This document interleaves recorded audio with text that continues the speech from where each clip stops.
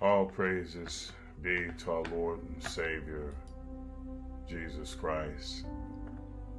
This morning, we're reading Exodus, first chapter, and the title for this particular chapter is The Israelites Oppressed, verse 1. These are the names of the sons of Israel who went to Egypt with Jacob, each with his family. Verse 2, Reuben, Simeon, Levi, and Judah. Verse 3, Issachar, Zebulun, and Benjamin. Verse 4, Dan and Naphtali, Gad and Asher. Verse 5, the descendants of Jacob numbered 70 in all. Joseph was already in Egypt. Verse 6, now Joseph and all his brothers and all that generation died. Verse 7, but the Israelites were exceedingly fruitful. They multiplied greatly, increased in numbers, and became so numerous that the land was filled with them. Verse 8, then a new king to whom Joseph meant nothing came to power in Egypt.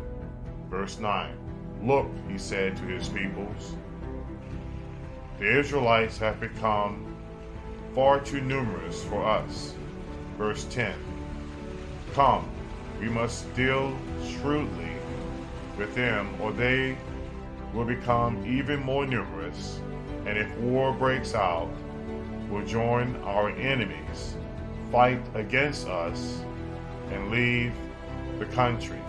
Verse 11, so they put slave masters over them to oppress them and forced labor.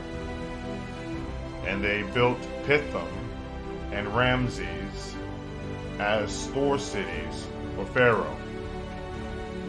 But the more they oppressed, the more they multiplied and spread. So the Egyptians came to dread the Israelites. Verse 13, and worked them ruthlessly.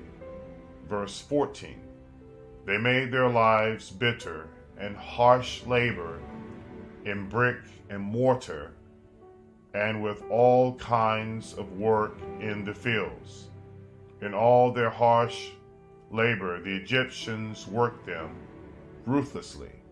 Verse 15, the king of Egypt said to the Hebrew midwives, whose names were Shiphrah and Puah. Verse 16, when you are helping the Hebrew women during childbirth on the delivery stool, if you see that the baby is a boy, kill him, but if it is a girl, let her live. Verse 17, the midwives, however, feared God and did not do what the king of Egypt had told them to do. They let the boys live. Verse 18, then the king of Egypt summoned the midwives and asked them, why have you done this? Why have you let the boys live? The midwives answered Pharaoh, Hebrew women are not like Egyptian women. They are vigorous and give birth before the midwives arrive. Verse 20, and because the midwives feared God, he gave them families of their own. Verse 22, then Pharaoh gave them this order to all his people, every Hebrew boy that is born you must throw into the Nile, but let every girl live. This is the end of the reading of Exodus chapter 1. We're a young channel, so please check the thumbs up and subscribe. Thanks.